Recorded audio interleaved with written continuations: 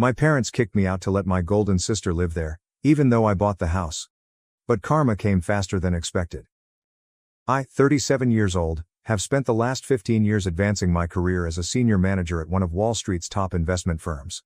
This story centers on my complex relationship with my sister Emily, 47 female, my parents, both in their late 70s, and a house I recently purchased for them that has been the source of frequent family tension. I need to take you back to the beginning to explain how we got here. My parents were in their late 40s when I was born, making me an unplanned child. My mother would regularly tell me that they already had Emily, who was 10 years old at the time, and that she was more than enough. She didn't say this maliciously, but rather in a tone that made things worse. She would say, "We didn't plan for you," as she was organizing Emily's extracurricular activities or preparing her college application paperwork. These simple remarks, which served as a continual reminder of my status as an afterthought in our family, formed the context of my early years. I might not be here if it hadn't been for my maternal grandparents' persistence. My parents saw me as an unexpected burden, but they were overjoyed at the prospect of having a second grandchild. I was an afterthought in my parents' lives, and it was clear immediately away. They followed the same routine every morning when they dropped me off at my grandparents' house. My father would say to my grandfather, "You wanted her," as he prepared to go to work, keys jingling in his palm. "She's all yours." My grandparents' house became my true home, a place where I felt genuinely loved and wanted. They made sure I was fed and cared for, picked me up from school, assisted me with my homework, and drove me to the park. My grandfather, a retired math professor, spent hours teaching me about numbers and problem solving. He'd add, "Numbers never lie," and these lessons would later affect my professional decisions in unexpected ways, such as they tell stories more honestly than people do. Every afternoon, at their kitchen table, my grandmother would help me with my schoolwork, ensuring that I understood everything. Her patience seemed inexhaustible. She had taught high school before retiring. She would add, "Knowledge is the one thing nobody can take away from you," in a stern yet sympathetic tone. She also taught me to cook as a way to express my creativity and passion, rather than as a chore. These days spent in their kitchen, reviewing my school day and learning how to precisely measure items, became some of my most treasured memories. My parents, who were generally weary and frustrated by the trip, would only come to pick me up late at night. "Madison," my grandmother would say as she bade me goodnight every night, "you're the best thing that ever happened to us." I could almost forget that I wasn't wanted anywhere else while I was wrapped in her loving arms. They became my emotional rock, providing me with the security and affection that I sorely lacked at home. My grandfather would frequently add, "Remember, sometimes the best things in life aren't planned." I learned to live as an afterthought in my own home as Emily prepared for her bright future. My sister simply pretended that I didn't exist. She was not mean or cruel. She'd be lying on the couch, talking on the phone about men and college applications, completely unconscious of me, while I played with my dolls in the corner of our shared living room.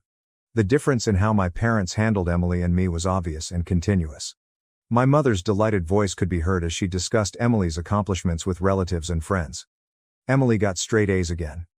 Emily made the debate team, or Emily got accepted to her dream college.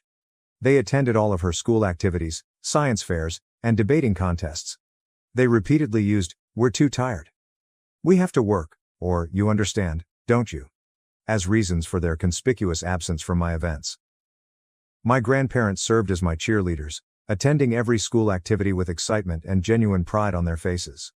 I hoped that Emily's departure to college would bring about changes at home. I was the daughter who stayed, and maybe my parents would finally see me. I was totally mistaken. At 14 years old, I went from being invisible to being the housekeeper. My mother would scream out to me, "Madison," before I could even set down my backpack after school. "The house needs cleaning. Start with the bathrooms." I took over Emily's jobs, as well as a number of other responsibilities. I learned the washing machine settings and quirks by heart, and it became my constant companion. Cleaning, cooking, and maintaining a home for parents who barely noticed my presence seemed like an endless cycle of housekeeping. My father would say, "You live here, you must contribute," if I hesitated even slightly. "Your sister always did her part." My career moved from cleaning to cooking by the age of 14. The change was not gradual. My mother abruptly stopped preparing dinner one day. One morning, she said, "You're old enough now. We expect dinner ready when we get home from work." Despite the demands of domestic life, I maintained a high academic position. My teachers encouraged me to compete in a range of academic competitions after noting my aptitude in economics and mathematics. To help me prepare, My grandfather would spend extra time teaching me sophisticated concepts that were far beyond my grade level. He would exclaim, "You have a gift with numbers," with pride in his eyes. "Don't let anyone tell you otherwise." Dreaming about college was the only way I could escape. Every night, when I finished doing the dishes, I would retire to my room and browse educational websites. I imagined myself touring numerous campuses, far from the never-ending tasks and frigid silences. I got rewarded for my hard work in school. Despite my household obligations, I maintained straight A's, and by the age of 16, I had gotten acceptance letters from a number of famous universities, including several well known for their outstanding finance programs. Emily's engagement followed. One Sunday afternoon, she dashed in the front door, dragging a tall, well-dressed man with her. She squealed, "Mom! Dad! This is James, we're getting married." It would appear that someone had just announced their lottery victory. My parents literally sprang out of their seats, with my mother sobbing with glee and my father quickly reaching for his phone to call family. "We'll cover everything," my mother said as she hugged Emily. "Our first daughter's wedding has to be perfect." For months our house was filled with wedding preparations. Every discussion revolved around guest lists, venues, and flowers. With pricey clothing, high-end vendors, and everything at the top, money seemed to flow like water. Despite attending the wedding, my grandparents did not appear to like the elaborate decorations. My grandfather simply shook his head at the champagne fountain, and I watched my grandmother grimace at a sculpture that probably cost more than a semester's tuition at college. However, they most likely already knew what was going to happen, so they kept their thoughts to themselves. On the day I received my admission letters, I sat at our dinner table with 3 envelopes spread out in front of me and told my parents the fantastic news. My heart pounded.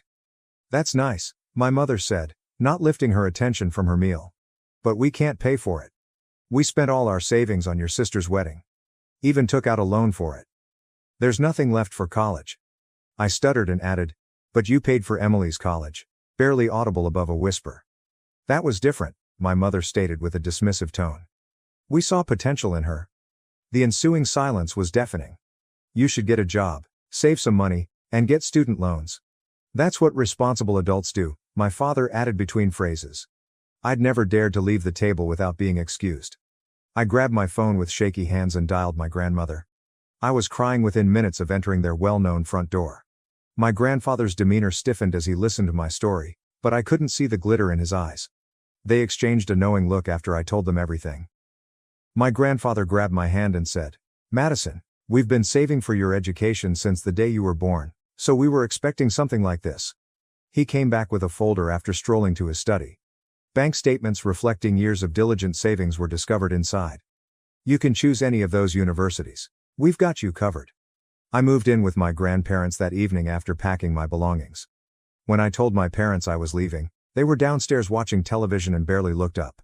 My mother said, "Whatever you think is best," with her gaze fixated on the television. Did I sense relief in her voice? The years that followed were revolutionary. I opted to attend one of the top business schools to study financial analysis. Witnessing my parents' terrible financial management may have fueled my desire to do things right. My lecturers noticed my eagerness and innate financial skills. Before long, I was staying after class to discuss challenging financial concepts. For the first time in my life, someone other than my grandparents recognized my true ability. During my academic years, I was fortunate enough to secure prestigious internships at major financial firms. Every summer brought new opportunities as well as obstacles. Senior managers were impressed by my analytical skills and meticulousness. During my performance assessment at Morgan Stanley, my boss said, "You've got a natural instinct for this. We'd love to have you back next summer." With the exception of phone conversations with my grandparents, I kept my head down and focused on my academics, rarely thinking about my family. Following my graduation, I was hired by one of the city's biggest financial organizations. I never envisioned receiving the starting salary. I found a nice, clean, and secure one-bedroom apartment. Every morning, I was thankful that I didn't have to prepare breakfast for anyone other than myself. As I immersed myself in each new challenge, my career took off, and I received incentives and promotions that I could not have imagined when I was younger. In 5 years, I worked my way up to a senior position, managing complex portfolios and cultivating strong client relationships. Within the industry, I was known for my strategic thinking and analytical accuracy. Every accomplishment felt like a hidden confirmation that my parents underestimate my skills. Meanwhile, I realized from rare conversations with my grandparents that Emily's marketing career was not going as well as she had hoped. Emily's husband James battled to keep his work. They were constantly begging for money from my parents. My grandmother informed me during one of our monthly calls, "Your mother emptied her retirement account last month to help them with rent. They just can't say no to her." After a year, the situation deteriorated. Even with our parents' help, Emily and James were no longer able to pay their rent. They and their twins, then 7, returned to my former bedroom. My parents, who had previously been very satisfied with Emily's accomplishments, now had to provide for her entire family, in addition to their golden child. I kept my distance, focusing on my own personal and professional development. Every bonus, promotion, and successful transaction served as a subliminal reminder that I wasn't the failure that my parents had prophesied. By my mid-30s, I had large investments and savings, including enough for a down payment on my own home. Then everything changed. My grandfather died unexpectedly from a massive heart attack. It was a devastating loss. He was the father figure who had stood by me when no one else did, and he was more than simply a grandfather to me. After that, my grandmother, who had been with him for over 50 years, appeared to lose her spark. She followed him less than 2 months later. In every way, they were my biological parents, and they were abruptly gone. I heard my mother's voice behind me at the funeral home as I was preparing for my grandmother's service. "Madison, do you want some help with the arrangements?" When I turned back, she stood there, appearing older and more worn out than I remembered. A part of me wanted to tell her to leave, but I stopped due to her expression. "Sure," I replied to myself. "That would be nice." My parents began to open up over the next few days, as we prepared for the service. They admitted that they were experiencing issues. One afternoon, when we were selecting flowers, my father revealed, "We haven't been financially well off since retirement." He went on to remark, "We barely make ends meet," before mentioning Emily's twins. I saw that my sister and her family remained to live with them and rely on their declining income. 1 week after my grandmother's funeral, we met in a wood-paneled office to read her will.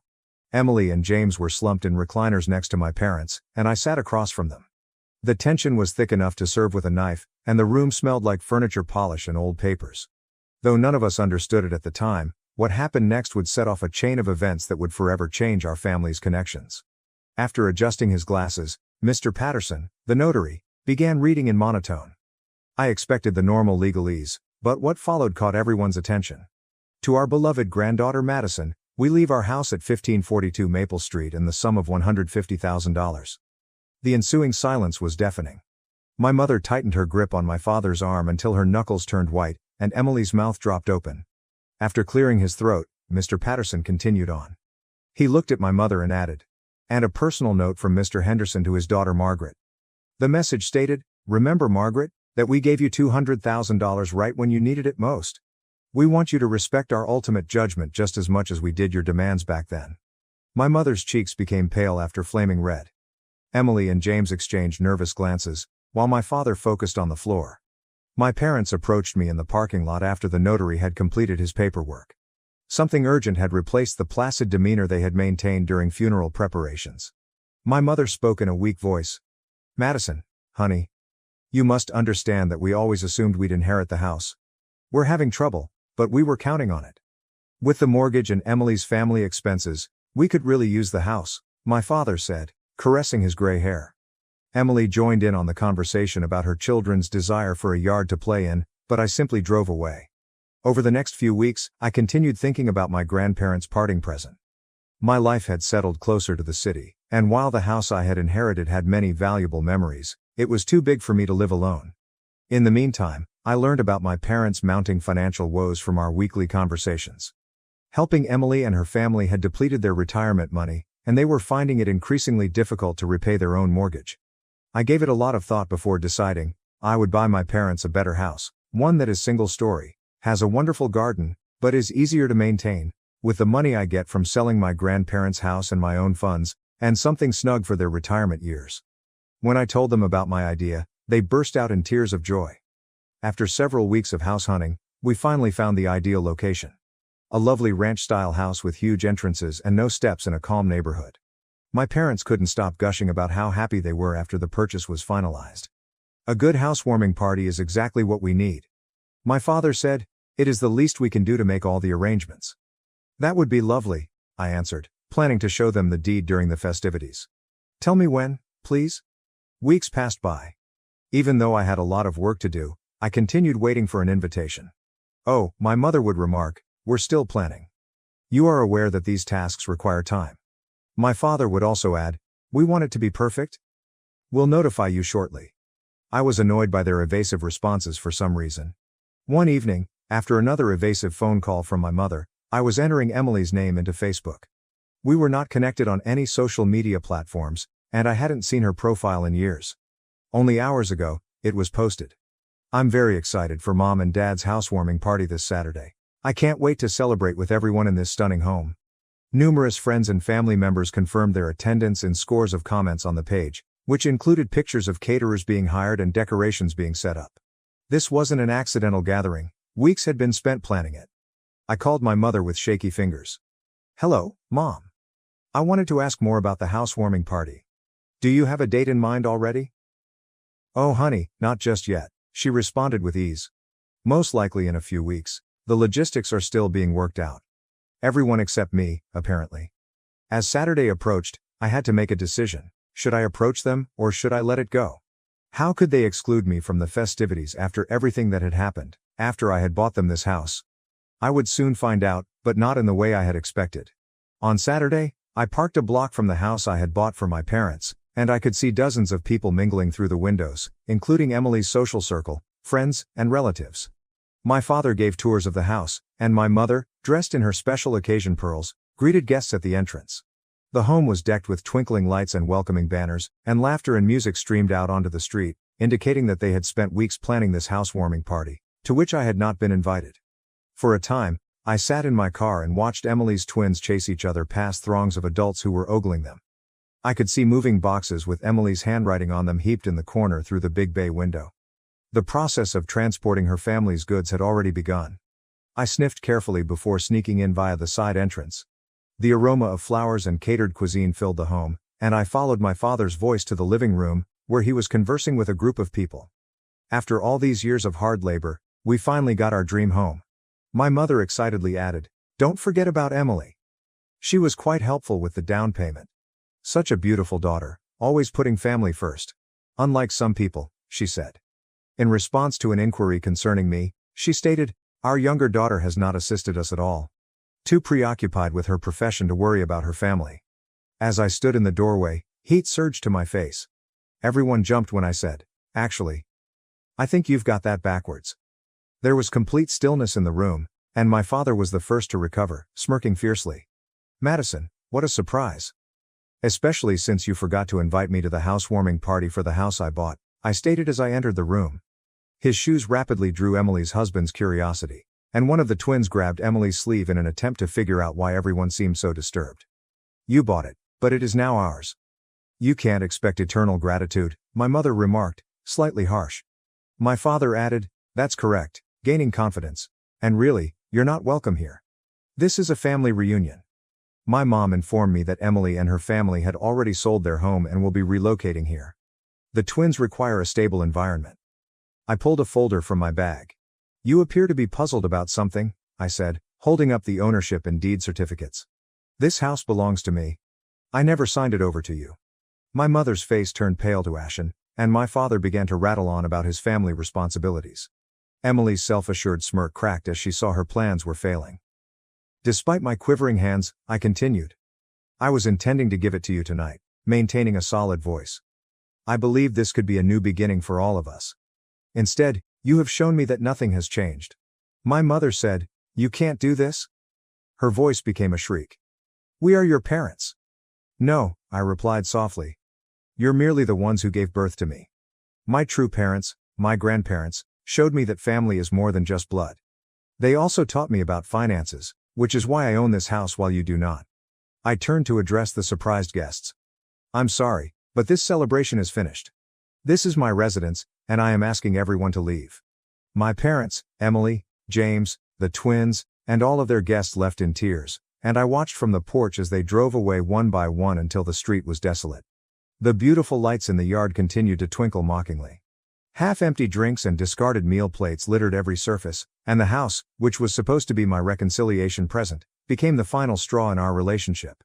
A few weeks later, I discovered that they had used the money from the sale of their previous home to buy an apartment, and when Emily, James, and the twins moved in, 3 generations crammed into a 2-bedroom flat. They tried phoning me all the time at first, leaving voicemails full of angry accusations. "You've become so heartless, just like your grandparents warned us you would." And guilt-tripping. "How could you have done this to your own family?" I turned down their social media accounts, emails, and phone numbers. As a reminder of all that went wrong in our family, the house is now empty, and I have an appointment with a real estate agent tomorrow. Some relationships, like old photos in a dusty album, are best left in the past. When I ultimately have my own children, I've promised myself that they won't have to compete for my attention or win my devotion. Unlike my parents, I'll love my children unconditionally, just as my grandparents did. That Saturday night, when I arrived at the house I had bought, I was not invited to my parents' housewarming party, which revealed every terrible truth about my family. The windows revealed dozens of visitors, catered food and, most tellingly, moving boxes strewn about with Emily's handwriting. My father joyfully stated, "After all our hard work, we have finally purchased our dream home." I sneaked in by the side entrance. In her comments, my mother commended Emily for purportedly assisting with the down payment. She addressed questions about my absence with, "Oh, Madison's too focused on her career to care about family." The incident encapsulated every insult I had experienced as a child, every instance of favoritism toward Emily, and every instance in which I had been treated as an afterthought. I had never before experienced such clarity as I stood in the doorway, witnessing my parents rewrite history by preparing to relocate my sister's family onto my land without even asking me. "Actually," I remarked, prompting the room to settle down, "I believe there was a miscommunication regarding the buyer of this house." I could tell everything I needed to know about their true sentiments based on their facial expressions: amazement, shame, and ultimately indignation. My mother was the first to recover, her voice full with entitlement. "What's done is done. The house is ours today, and Emily's family requires the room." I got out the ownership documents and the property deed and said, "No, the house is mine. I never handed ownership to you. I had planned to deliver it to you tonight, but that would clearly be a mistake. You cannot do this." My mother said in a panicked tone, "We are your parents, we have rights." "The only rights you have," I continued calmly, "are those I choose to grant you. And right now, I've decided to ask everyone to leave my land." Following that, there was a chaotic evacuation, with guests rushing out with plates of food still in hand, Emily's twins screaming in surprise, and my father attempting to maintain some dignity while directing everyone to their cars. "How could you do this to your own family?" was my mother's final attempt at manipulation, but it was unsuccessful against my newfound drive. In the weeks that followed, the 5 of them were jammed into a tiny flat, and the messages began straight away. My father wanted a re-examination, Emily begged with tears for her children's stability, and my mother accused me of cruelty, all of which I blocked. The unoccupied house served as a reminder of what could have been. A new beginning, a chance for reconciliation. Instead, it acted as the catalyst for my ultimate split from a family that had never completely accepted me. A month later, I sold it and used the money to fund my own future. Some asked if I would ever try to mend those bridges or forgive them, but I came to realize that forgiving does not always imply allowing harmful people back into your life. Forgiving oneself for leaving can be necessary at times. Before putting away my parents' old wedding photos, I told my future children that they would never know the agony of conditional love, the pain of being compared to a sibling, or doubt their place in the family. With me, the cycle of partiality and emotional blackmail would come to an end. When I last drove by my parents' apartment complex, Emily's twins were playing in the tiny courtyard, and I briefly felt sad, but it was for relationships that never actually existed in the first place, not for those I had lost. Despite the common assumption that blood is thicker than water, my grandparents taught me that a true family is built on love, respect, and mutual support. I carry these lessons with me as I begin this new era of my life. Love should be freely given rather than demanded, family is more than simply DNA, and walking away is often the best course of action. I removed my mother's last unread email because I didn't open it, and any defenses or charges it included were no longer important. I had finally learned how to prioritize my own worth over their conditional acceptance. Their kind of familial loyalty has no place in the life I'm establishing today. New chances await us in the future, free of the burden of seeking to acquire affection from those who are unwilling to freely give it. My grandparents taught me what a true family looks like, and I hope to create one for myself eventually, one built on mutual respect, unconditional love, and the understanding that each individual is equally valuable. Finally, the chapter of being the family afterthought is gone, and becoming the author of my own life is merely the beginning. Thank you for watching. If you haven't subscribed yet, please do so and hit the notification bell to stay updated with more shocking real-life stories happening around you.